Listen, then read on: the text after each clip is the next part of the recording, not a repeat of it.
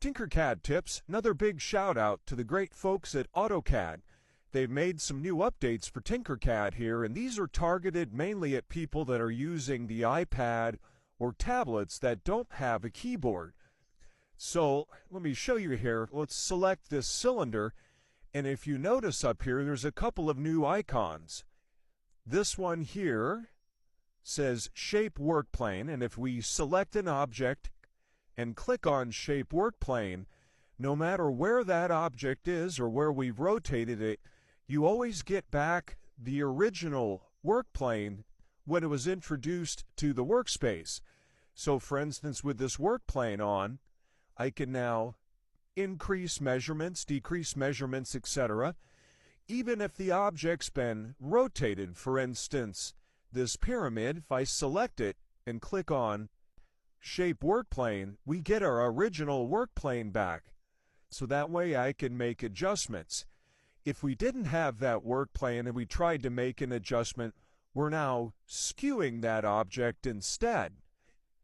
The other thing that they've given folks is this here, drop to work plane. Now I use the D, the keyboard D, to drop to work plane quite often. For instance, here we pull this up. I want it to go back to the work plane. I just hit D and it goes there. But again, without a keyboard, that would be impossible for people with an iPad or a tablet to do. So now they have that ability again to drop to work plane. So speaking of keyboard shortcuts, a lot of you folks use TinkerCAD on a regular PC, but you may not be familiar with all of the keyboard shortcuts and commands. So let me show you where those are at. If we jump over to Google here and just simply type in TinkerCAD keyboard shortcuts, the first page to come up is this one. We'll click on that, and what they give you here are PDF files that you can download, print on your own printer, and slip under your keyboard, so you always have an immediate reference.